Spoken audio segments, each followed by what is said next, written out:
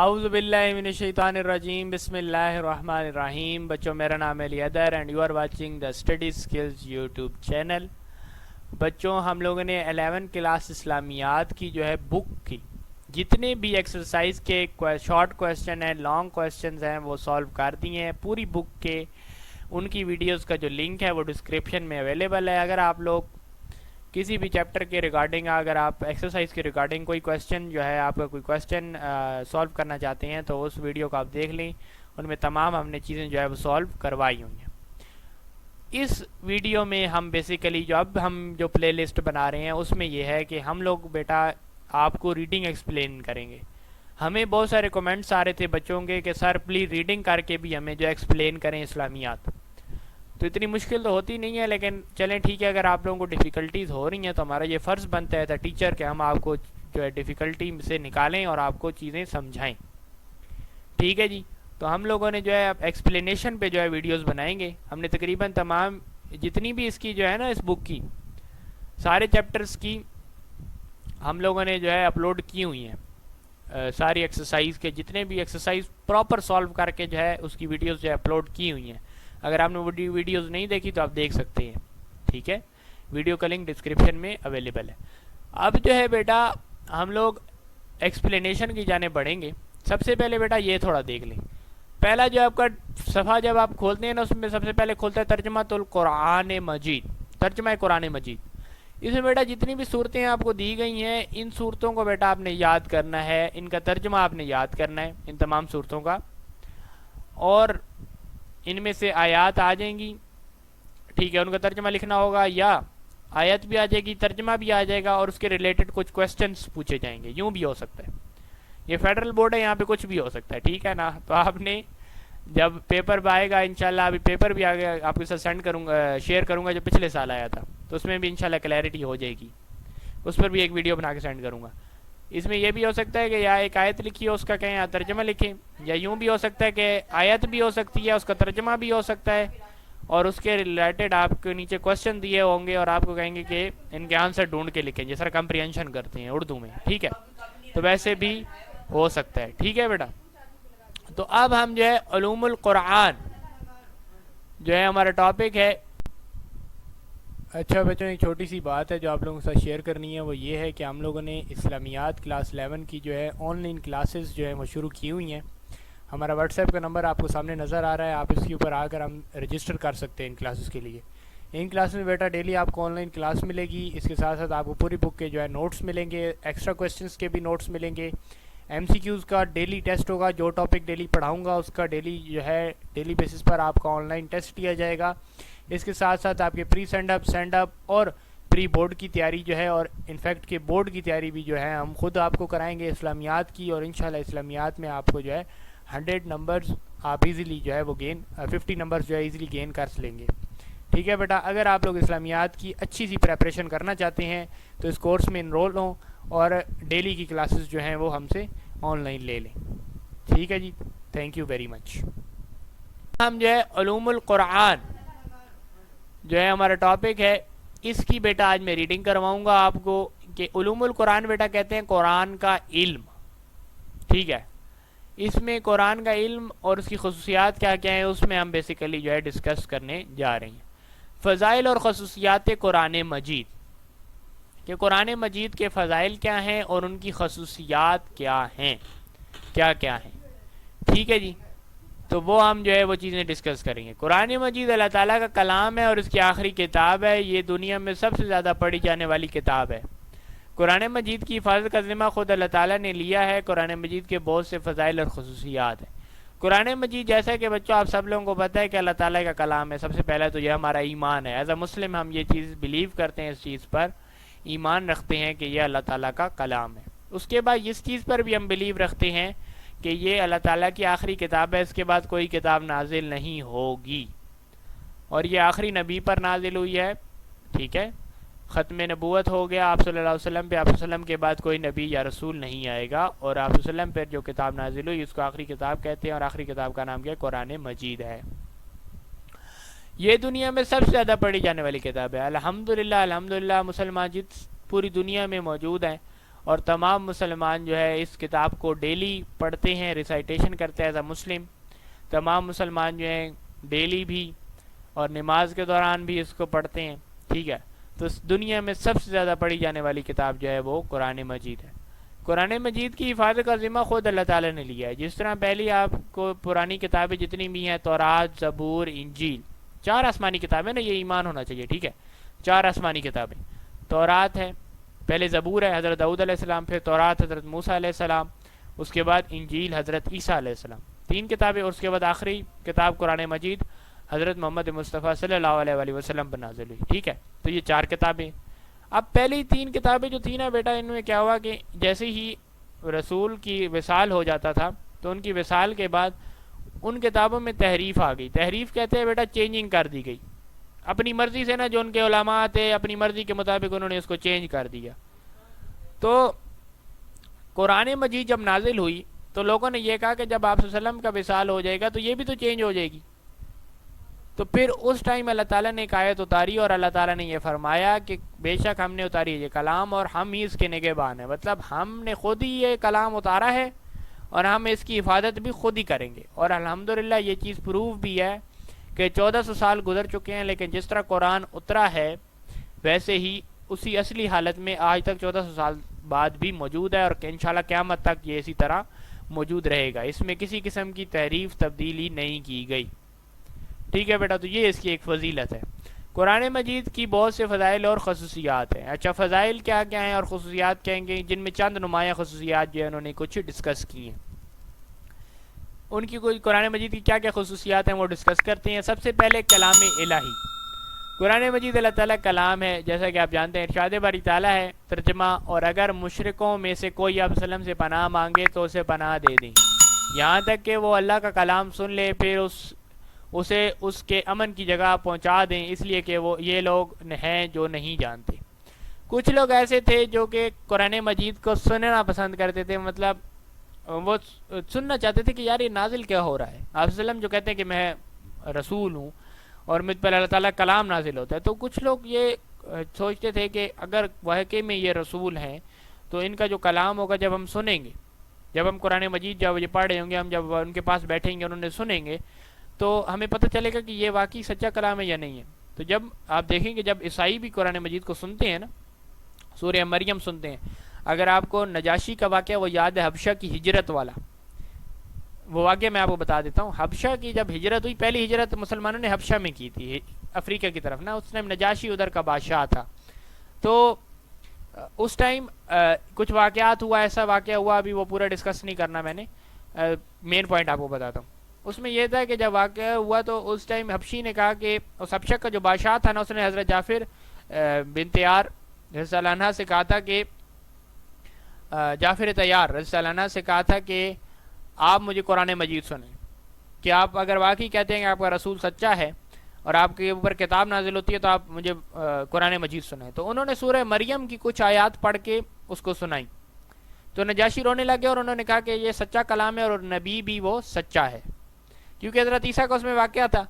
اب حضرت عیسیٰ کا واقعہ جو انجیل میں ہے، اگر ویسا ہی واقعہ قرآن مجید میں آ گیا، اس کا مطلب ہے کہ وہی خدا ہے جس نے انجیل اتاری اور وہی خدا ہے جس نے قرآن مجید اتارا. تو نجاشی ایمان لے آیا اور وہ مسلمان ہو گیا تھا بعد میں. ٹھیک ہے، تو جب اللہ تعالیٰ نے فرمایا کہ اگر کوئی مشرکوں میں سے آئے جو کہ اسلام نہیں لائے، ایمان نہیں لائے، اگر وہ آپ کے پاس آئیں اور آپ سے کہیں کہ ہم قرآن سننا چاہتے ہیں تو ان کو بٹھا کے سنا دو، اور پھر ان کو ان کے امن کی جگہ ان کے واپس گھر بھی چھوڑو، کیونکہ وہ لوگ نہیں جانتے کہ یہ کلام کون سا ہے. جب اس کو سن لیں گے، ان کے اوپر تاثیر اس کی ہوگی، تو انشاءاللہ وہ پھر مسلمان ہو جائیں گے. ٹھیک ہے، اور بہت سارے ایسے مثالیں ہیں جب لوگ تبلیغ کرنے جاتے ہیں زیادہ تر قرآن مجید کی تلاوتیں سناتے ہیں اور قرآن مجید سے ایگزامپلیں دے رہے ہوتے ہیں، تو لوگ زیادہ تر ایمان لے آتے ہیں، عیسائی ایمان لے آتے ہیں، یہودی بھی ایمان لے آتے ہیں. ٹھیک ہے، تو قرآن مجید کی یہ بھی ایک فضیلت ہے. قرآن مجید کو یہ اعزاز حاصل ہے کہ وہ اللہ تعالیٰ کلام ہے اور آخری کتاب ہے، یہ اعزاز ہے قرآن مجید کے پاس. اس کے بعد محفوظ کلام، سب سے زیادہ محفوظ کلام ہے. کیوں محفوظ ہے؟ کیونکہ اس کی حفاظت کا ذمہ اللہ تعالیٰ نے خود لیا. اگر انسانوں نے لیا ہوتا تو پھر شاید اس میں ہوتا کہ یار تعریف ہو جائے گی یا اس میں تبدیلی ہو گئی ہوگی، لیکن کیونکہ اللہ تعالیٰ نے خود اس کی حفاظت کا ذمہ لیا ہے، جو کہ دنیا کی پوری حفاظت کر سکتا ہے، ہر چیز پر قدرت رکھتا ہے، تو جب وہ کسی چیز کی حفاظت کا ذمہ لے گا تو پھر ظاہری بات ہے وہ چیز محفوظ ہی رہے گی تا قیامت. قرآن مجید دنیا کی محفوظ ترین کتاب ہے کیونکہ اس کی حفاظت کا ذمہ داری اللہ تعالیٰ نے لے رکھی ہے، کیونکہ اللہ تعالیٰ نے خود ہی یہ ذمہ داری لی. اب اللہ تعالیٰ نے کیا ارشاد فرمایا، یا اگلے پیج پہ ہم پڑھتے ہیں کہ ترجمہ، بے شک ہم ہی نے اس ذکر قرآن مجید کو نازل فرمایا ہے اور بے شک ہم ہی اس ذکر کی حفاظت فرمانے والے ہیں. کہ بے شک ہم نے ہی یہ ذکر نازل فرمایا ہے، ہم ہی قرآن مجید کو نازل فرماتے ہیں اور اس کی حفاظت بھی ہم نے خود ہی کرنی ہے. تو اللہ تعالیٰ نے خود ہی اس کی حفاظت کا ذمہ لے لیا، یہ بھی اس کی ایک فضیلت ہے. اس کے بعد بیٹا تیسرا پوائنٹ ہے معجزاتی کلام. معجزاتی کلام کیسے ہے وہ پڑھتے ہیں. قرآن مجید ایک ایسا معجزہ ہے جس کی زبان، نظم، فصاحت و بلاغت اور اثر انگیزی سب معجزہ ہے، معجزے ہیں، ارشاد باری تعالیٰ ہے. اور اگر تم شک میں ہو اس کلام کی سچائی کے بارے میں تو ہم نے اپنے خاص بندے پر نازل کیا، تو اس طرح کی ایک صورت لے آؤ اور اللہ کے سوا اپنے مددگاروں کو بھی بلا لو اگر تم سچے ہو. ٹھیک ہے بیٹا، تو یہ معجزاتی کلام ہے.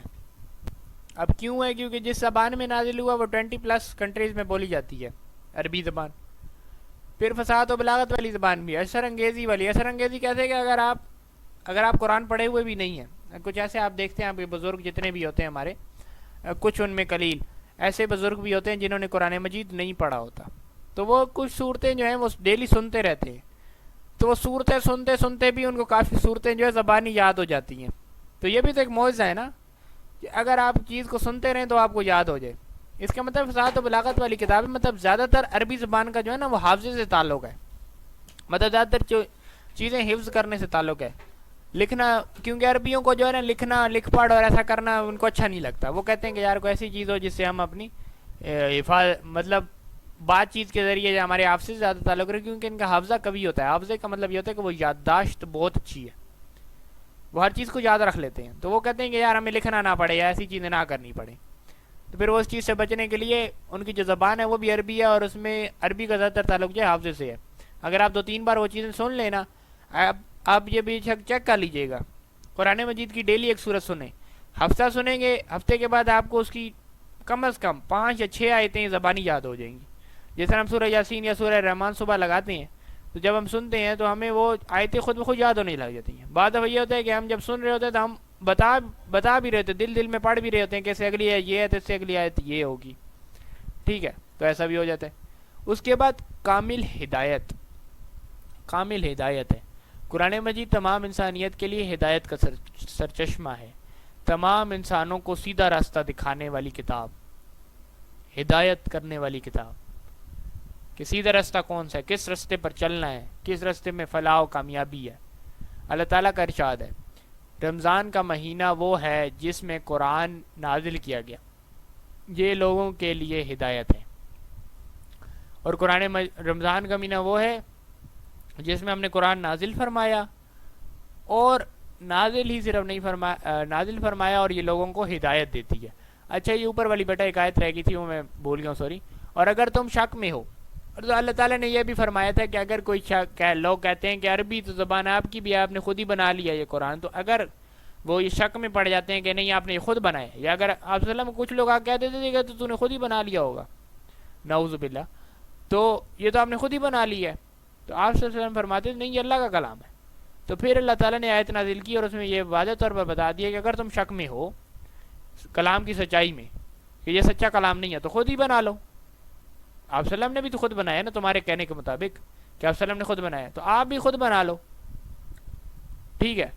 اور اللہ تعالیٰ کے سوا جتنے بھی تمہارے مددگار ہیں، جتنے بت ہیں یا جس کو تم اسکالر سمجھتے ہو، ان کو لے آؤ، ان کو کہو کہ ایک آیت مجھے قرآن مجید کے مطابق یا اس کے فصاحت و بلاغت کے مطابق ایک آیت بنا کے دکھا دے. کوئی بھی نہیں بنا سکتا، کیونکہ اللہ تعالیٰ جیسی فصاحت و بلاغت کسی کے پاس نہیں ہو سکتی. ٹھیک ہے نا، سمجھ آئی بیٹا؟ تو 2 پوائنٹ ہو گئے. اس کے بعد عالمگیر کتاب. عالمگیر کتاب یہ ہوتی ہے کہ پہلے جو کتابیں نازل ہوتی تھی وہ کسی علاقے کے لیے ہوتی تھی، ٹھیک ہے، کسی قصبے کے لیے، کسی گاؤں کے لیے، ٹھیک ہے، کسی ایک قوم کے لیے نازل کر دی جاتی تھی. لیکن قرآن مجید کو یہ اعزاز حاصل ہے، اور آپ صلی اللہ علیہ وسلم کی ختم نبوت کو یہ اعزاز حاصل ہے، آپ صلی اللہ علیہ وسلم کی نبوت کو یہ اعزاز حاصل ہے کہ یہ عالمگیری نبوت اور علمگیر کتاب ہے.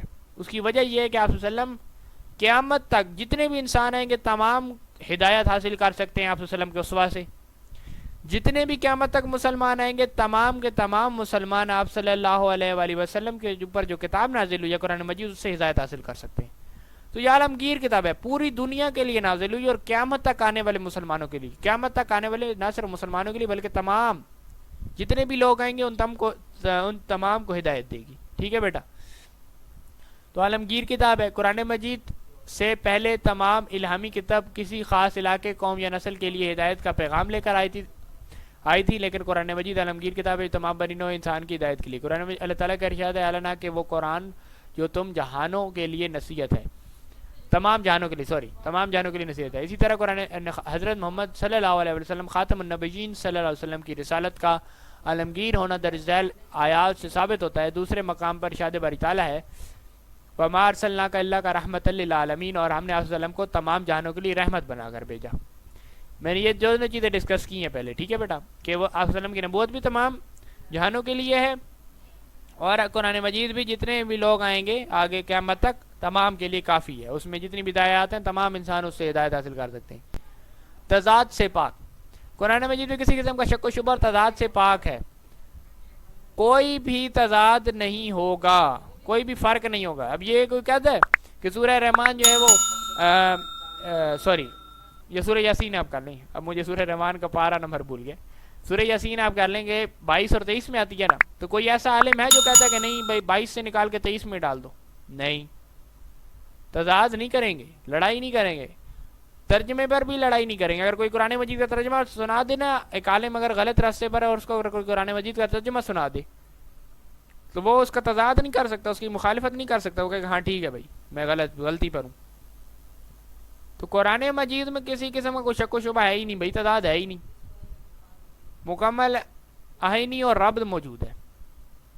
ہر مضامین جو بھی مضمون ہے, جو بھی پرابلم ہے آپ کی, ہر پرابلم کا سلوشن جو ہے قرآن مجید میں ڈائریکٹلی بھی موجود ہے, انڈائریکٹلی بھی موجود ہے. کچھ ایسے ہوتے ہیں نا انڈائریکٹلی موجود ہے, کچھ ڈائریکٹلی چیزیں موجود ہوتی ہیں جیسے کہ نماز پڑھو, زکوٰۃ دو, حج کرو, یہ چیزیں ڈائریکٹلی موجود ہیں. کچھ ایسے مسائل ہوتے ہیں جو ڈائریکٹلی موجود نہیں ہیں, انڈائریکٹلی کسی ایگزامپل دے کے اللہ تعالیٰ نے ان چیزوں کو بیان کی ہے. ٹھیک ہے بیٹا. تو پھر اس میں کیا ہوتا ہے کہ عالم سے آپ پوچھ لیں یا حدیث کے ذریعے پھر اس کو ہم واضح کر لیتے ہیں. جیسے کہ قرآن مجید میں حکم کیا ہے, نماز پڑھو. اب پڑھنی کیسے ہے, طریقہ جو ہے سنت سے آپ کو واضح ہوتا ہے, حدیث سے آپ کو واضح ہوتا ہے. ٹھیک ہے. اسی طرح یہ تضاد سے پاک ہے اور ہر مضمون کا اس میں حل موجود ہے. قرآن اللہ تعالیٰ کا ارشاد ہے. اب اللہ تعالیٰ نے کیا ارشاد فرمایا, یہ آگے پڑھتے ہیں. ٹھیک ہے بیٹا. تو یہ تھی عالمگیر کتاب اور تضاد سے پاک. اس سے بعد آگے ہم پڑھتے ہیں جو ابھی تھوڑی دیر تک کھل جائے گا, تھوڑا ٹائم لے گا یہ, وہ ہے جی ترجمہ. تو کیا وہ قرآن میں غور نہیں کرتے, اور اگر یہ اللہ کے سوا اور کسی اور کی طرف سے ہوتا تو یقیناً اس میں بہت اختلاف پاتے. اگر اللہ تعالیٰ کے علاوہ کسی اور نے یہ کلام اتارا ہوتا تو اس میں تضاد ہونا تھا, لڑائی جھگڑے ہونے تھے. پر قرآن مجید کے معاملے میں لڑائی جھگڑا کوئی نہیں کرتا. قرآن مجید کی جب آیت کسی کو سنا دو تو بات ختم ہو گئی بات. اس کے بعد کوئی ہوتا ہی نہیں ہے کہ جواز ہی نہیں ہوتا کہ وہ اگلی تکرار کرے, تضاد کرے. قرآن مجید کی آیت سننے کے بعد وہ ختم ہو جاتا ہے. وہ کہتا ہے ٹھیک ہے بھائی, اگر قرآن مجید میں ایسا ہے تو پھر میں کون ہوں, میں اس کو غلط ثابت نہیں کر سکتا. ٹھیک ہے بیٹا. اس کے بعد پرتاثیر کلام. قرآن مجید پرتاثیر کلام ہے, دلوں پر اثر کرنے والا ہے اور دلوں کی شفا ہے. یہ میں نے آپ کو اسی ایگزامپل دی ہے کہ حبشہ میں جب حبشی کو, نجاشی کو یہ سورہ مریم کی آیت حضرت جابر طیار نے جب سنائی تو اس کے دل پر اتنا اثر ہوا کہ وہ رونے لگ گیا اور ایٹ دا اینڈ اس نے اسلام قبول کر لیا. تو پرتاثیر کلام ہے, دلوں پر اثر کرتا ہے. اور اے لوگوں یقیناً تمہارے پاس تمہارے رب کی طرف سے نصیحت آ چکی اور ان بیماریوں کی شفا جو سینوں میں ہے, اور مومنوں کے لیے ہدایت اور رحمت. جو ہمارے سینوں میں ہوتی ہیں نا بیماریاں, مطلب گناہ میں انوالو ہیں یا ایسی چیزوں میں, یا ہمیں سکون نہیں مل رہا, تو آپ یہ دیکھتے ہیں کہ جب ہم قرآن مجید کو سنتے ہیں نا تو ہمیں ذہنی سکون ملتا ہے. ہم گانا سنیں, یہ شور و غل, اس میں ہمیں سکون نہیں ملتا. ہمیں کس چیز میں سکون ملتا ہے کہ جب ہم قرآن مجید پڑھ رہے ہوں, نماز پڑھ رہے ہوں یا قرآن مجید کو سن رہے ہوں تو ہمارے ذہنوں میں سکون ملتا ہے, ہمارے دل کو سکون ملتا ہے. سکون سے ہم ایک اور ہی دنیا میں پہنچ جاتے ہیں، نماز کے دوران کسی اور دنیا میں پہنچ جاتے ہیں. تو یہ نماز اور قرآن کا ایک اسپیشل تاثیر ہے جو کہ دلوں پر اثر کرتی ہے اور ایک ہمیں جو ہے بہترین قسم کا سکون جو ہے ہمیں عطا کرتی ہے. ٹھیک ہے بیٹا، تو یہاں تک ابھی ہم اپنی ویڈیو روک لیتے ہیں. اس کے بعد یہ جو ابدی کتاب ہے اور جامع کتاب ہے، اور اس کے آگے جتنی بھی ریڈنگ ہے وہ بیٹا میں اگلی ویڈیو میں انشاءاللہ کراؤں گا، کیونکہ ابھی ویڈیو جو ہے لمبی ہو جائے گی تو پھر مشکل ہوگی، آپ لوگوں نے دیکھنا مشکل ہوگا اور میرے لیے بنانا مشکل ہے. ٹھیک ہے، تو اتنی ویڈیو ابھی ختم کر لیتے ہیں اور پھر انشاءاللہ نیکسٹ ویڈیو میں ہم جو ہے اگلا ٹاپکس کو ڈسکس کریں گے. تھینک یو ویری مچ بیٹا. اعوذ باللہ من الشیطان الرجیم، بسم اللہ الرحمن الرحیم. بچوں ایک چھوٹی سی بات ہے جو آپ لوگوں کے ساتھ شیئر کرنی ہے، وہ یہ ہے کہ ہم نے ایئر مین پریپریشن کورس اور اس کے علاوہ پی ایف میں ایز اے کمیشن آفیسرس کی جو ہیں وہ ویکنسیاں آئی ہوئی ہیں. تو جو بچے جن کے بھائی بہن جنہوں نے ایف ایس سی کر لی ہے اور وہ بیٹھے ہوئے ہیں انتظار کر رہے ہیں کہ کوئی ویکنسی آئے اور ہم وہاں پہ اپلائی کریں، تو کمیشن آفیسرس کی جو ہیں وہ ویکنسیاں آئی ہوئی ہیں. اس کے علاوہ ایسے بچے جن کے میٹرک میں کم نمبر آئے ہیں اور وہ چاہتے ہیں کہ ہم جو ہے کسی جاب حاصل کر لیں، تو پاکستان ایئر فورس میں جو ہے ایز این ایئر مین کی بھی ویکنسیز جو ہیں وہ آئی ہوئی ہیں. تو آپ لوگ ہمارے ساتھ رابطہ کر سکتے ہیں، ہم ان کی تیاری کرواتے ہیں. ٹھیک ہے، ڈیلی آپ کو آن لائن بیٹا کلاسز ملیں گی، اس کے ساتھ آپ کو نوٹس بھی ملیں گے پریپریشن کے لیے. اس کے بعد ایم سی کیوز بھی ڈیلی بیسس پر آپ کو ملیں گے، جس طرح M C Qs air force کے آتے ہیں جب آپ ٹیسٹ دینے جاتے ہیں سلیکشن سینٹر پہ، تو جیسے وہاں پر آتے ہیں ویسے ہی ہم لوگوں نے آن لائن ٹیسٹ جو ہے بنائے ہوئے ہیں. تو ویسے آپ آن لائن ٹیسٹ جو ہے اٹیمپٹ کر سکتے ہیں. اس کے علاوہ ایکسٹرا کویسچنس کے آپ کو نوٹس ملیں گے جس میں ایکسٹرا چیزیں بھی آپ کو سمجھائی جائیں گی. اس کے ساتھ ساتھ آن لائن ٹیسٹ بھی آپ کے کنڈکٹ کیے جائیں گے، جن کے ذریعے آپ کو پتہ چلے گا کہ آپ کی کون سی اسٹرینتھ ہے، آپ کس اسٹرینتھ پہ پہنچے ہیں، آپ کتنی حد تک آپ کی تیاری ہو چکی ہے اور کتنی حد تک نہیں ہوئی. اور اس کے علاوہ آپ لوگوں کو ہمارے واٹس ایپ گروپ کا لنک ملے گا جس میں آپ کو ڈیلی بیسس پر جو ہے چیزیں سمجھائی جائیں گی، اور ڈیلی بیسس پر جو کلاسز کے جو لنک ہوں گے وہ بھی آ جائیں گے، کریں گے آپ ایزیلی کلاس کو جوائن کر سکیں گے. ہمارا کانٹیکٹ نمبر آپ کو سامنے نظر آ رہا ہے. بیٹا آپ لوگوں نے اگر تیاری کرنی ہے یا آپ کو کوئی بھائی بہن ہے جو کہ ابھی اپلائی کرنے کے لیے جاتا ہے کسی اکیڈمی میں اور وہاں پر اس کو فیسز جو ہیں بہت زیادہ مہنگی ہے، کیونکہ تیاری جو ہے بہت زیادہ مہنگی کروائی جا رہی ہے، تقریباً 20,000 30,000 40,000، انفیکٹ کہ 50,000 روپیز میں بھی تیاری کروائی جاتی ہے. تو ہم لوگ بیٹا ایک سستا سا کورس لے کے آئے ہیں، بالکل آپ لوگوں کی جو ہے سستا سا ہے اور آپ لوگوں کو اتنا مشکل بھی نہیں ہوگا، اور ایزیلی جو ہے آپ کو ایک چیز سکھاؤں گا کہ آپ نے اپلائی کیسے کرنا ہے، آپ لوگوں نے جو ہے تیاری کیسے کرنی ہے، کیا کیا چیزیں آتی ہیں، ایک چیز کے پراپر آپ کو بیٹا نوٹس بھی ملیں گے، ڈیلی لیکچرز بھی ملیں گے، اور اس کے ساتھ ساتھ آپ کو online M C Qs کا ٹیسٹ بھی ملے گا. تو جس بچے نے بیٹا رجسٹر کروانا ہے اپنے بھائی بہن کو جنہوں نے ایف ایس سی کر لیا یا جنہوں نے میٹرک کر لیا اور ایز اے ایئر مین جو ہے جوائن کرنا چاہتے ہیں پاکستان ایئر فورس کو، تو وہ کر سکتے ہیں. Thank you very much.